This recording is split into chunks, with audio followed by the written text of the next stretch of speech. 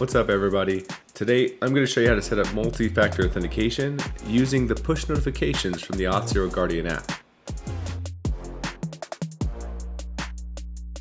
Head over to auth0.com and sign into your account, or create a new one if you don't have one already. Once you get to your dashboard, on the left hand side here, we're going to create a new application inside of my own tenant. So inside of applications, I'm going to create a new application.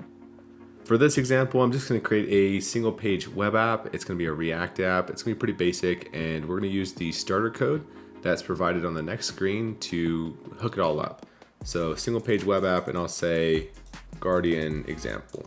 Once we push create on this, I'm going to click on the React option here of the screen. And then if you don't have this set up already that you can play around with, feel free to download this sample, view it on GitHub, and get it running locally. After cloning, npm installing, and running this locally, you'll see an application that looks like this. Just a basic React SPA example here where you already get the login button built in for you, so we just need to hook it up with Auth0. Go ahead and open up that code on your machine, and we're going to need to update two values. So this is the basic structure of that React code. Basically just a React app with a server file set up already for us, this API-server. What we need to do is update values inside of the auth_config.json. We need to add the domain and client ID. I'm going to delete the audience because we're not going to be using that today. So go ahead and remove the values inside of that, and then we need to go back to the application that we just created and insert the correct ones. So inside of that application, go to settings and then grab the domain and the client ID.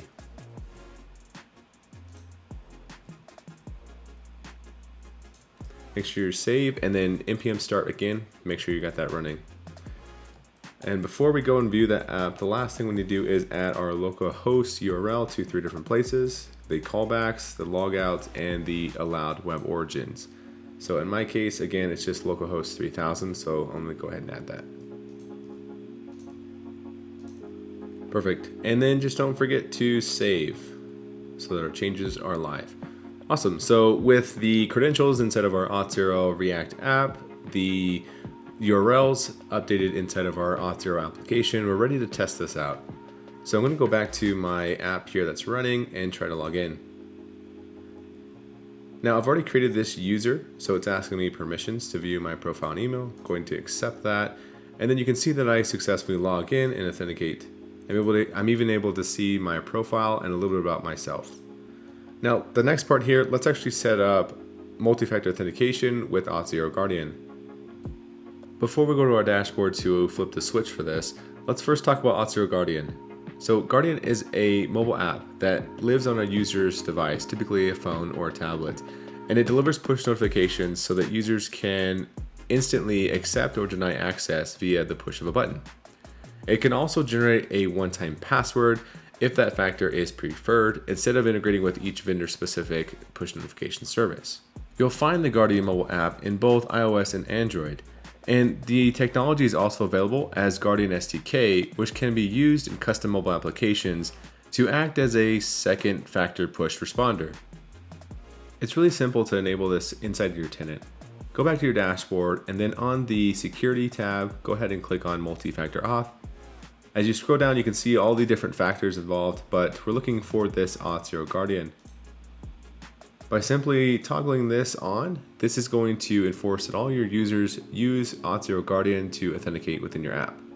Notice that you can also build your own multi-factor authentication app with the control and look and feel using the Guardian SDK. I'm not going to get into that. We're just going to enable this and use the Guardian mobile app. With this option enabled, back onto this first screen, past the factors, we need to actually set how often we want to enforce this multi-factor authentication. There is the never option, the adapted MFA, which we'll talk about here in a second, and the always, which is pretty self-explanatory, always requiring multi-factor authentication. This use adaptive MFA basically requires an additional factor if the login appears to be high risk. I'm just going to use always. Perfect. Now if we scroll to my app and log out, and then try to re-log in, I'm going to enter in the same username and password that I had last time. And push continue. Though this time, unlike last time, you can see that we get a new modal here that's telling me to download the Auth0 Guardian mobile app from either the App Store or Google Play. So take a moment and go ahead and do that. I already have the Guardian app on my phone, so I'm going to push continue. The next thing is going to register your phone with your account here. So go ahead and open up the Guardian app on your mobile device. Press on the plus sign in the corner, and then you're going to scan the QR code. Once it scans and registers on your phone, back on the website, you'll see a recovery code that's going to be the users to keep in case they need to log in without a phone around. Copy this somewhere safe, and then you can see we are successfully authenticated.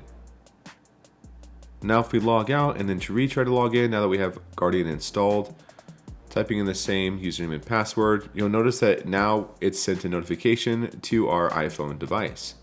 So back on my phone, you'll see I get this push notification with a little information about where I'm trying to sign in. I press allow, and then back on the site, it successfully completes the authentication flow. So hopefully you see now how easy it is to turn on multi-factor authentication using the Auth0 Guardian app. I hope you enjoyed this video. Please check out the video notes and links below for more information.